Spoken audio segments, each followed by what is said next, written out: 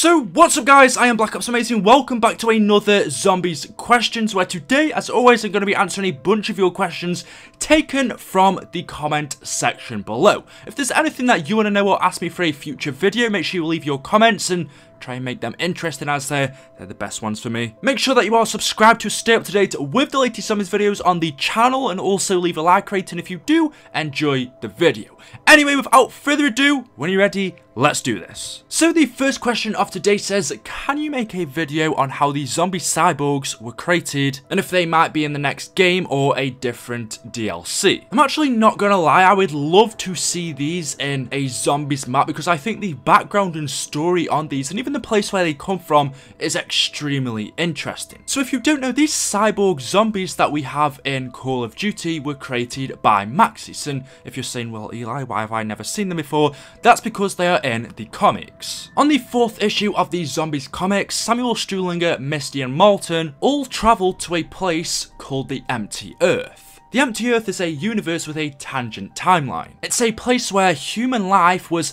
never supposed to exist. And so when the transit crew travel here, everything that they touch turns into ashes. And as I said, this happens because human life isn't supposed to exist in this universe. When the transit crew travel here, this begins to accelerate the collapse of this timeline. But of course, there has been human life here before the transit crew went, and that was when Dr. Maxis came here. When Dr. Maxis arrived in the Empty Earth years before the transit crew got here, that is when the collapse of this timeline began. But things were only going slowly because it was only one human, it was only Dr. Maxis who was here. So things weren't really affected, or at least not that bad. However, when Dr. Maxis did first travel here to the Empty Earth, he set up a base. He set up a facility full of weapons, food, just survival stuff and things like that. But one thing that he had hidden within this facility was the Kontrolfreeks, the book of knowledge, the book that contains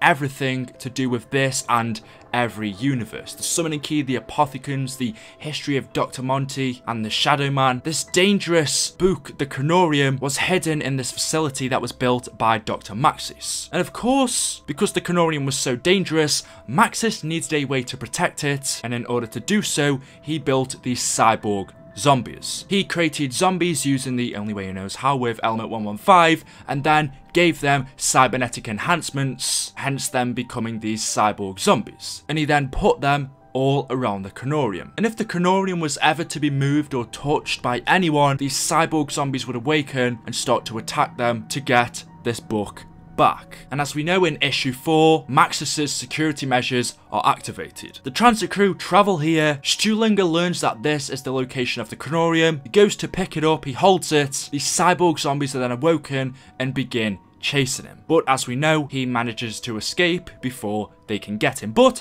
that is the story of these cyborg zombies, built by Maxis to protect the Kontrolfreeks. That Kid Mike says, BlackOpsAmazing, are there actually other fighters on the world? Because in almost every map we can see and actually hear people shooting and bombs going off. So are there other people fending off against the zombies? And the answer to that is yes. Apart from the transit crew, when those 3 rockets hit the Earth from the moon, the transit crew are not actually the only survivors. There are other people surviving and living on this world after the zombie outbreak and the blast on the Earth from the rockets. We know that the Flesh are a group of survivors that survived from eating zombies after the outbreak, and apart from them, there are other normal people surviving in this world of the undead. You can hear guns being shot and other survivors in the intro trailers for our zombies maps. So to answer your question, yes. The next question from Kevin Plays MC says, in Revelations there are graves of the Primus crew that you interact with during the Easter egg, but the crew was sent back in time. How did they die? Well, that's not entirely correct, but basically the question is, why are the graves of our characters in Revelations if they don't end up dying? Now that's a good question, and it could be for a few reasons. In the starting room, you see the graves of all 4 of our characters, Richtof and Takio, Nikolai and Dempsey. Now since we see these in the starting room, and and yes, they are a part of the Easter egg, it's possible that these could have been foreshadowing or hinting that at the end our characters are going to die, or at least wanted us to think that these characters are going to die at the revelations. Whatever the outcome is, in the end, they are gonna die. Maybe these graves were put here by Dr. Monty so they are ready for our characters once they defeat the Apothicons and the Shadow Man. The Shadow Man knew that once all of this was over, these 4 characters will cease to exist. They will fade away, they will, essentially, be dead. They won't be alive. And so Dr. Monty, knowing this, maybe set their graves already for when this happens. That's a pretty sad way of thinking about it. As I said, maybe it was to tell us from the beginning that there really is no other way, but as we know, there was. Our characters didn't die, we basically cheated death, drank the blood and carried on living. As far as we know, there isn't any characters buried beneath here. I mean, is it even possible that there are other versions of Takeo, Nikolai and Dempsey and Richtofen buried beneath these graves?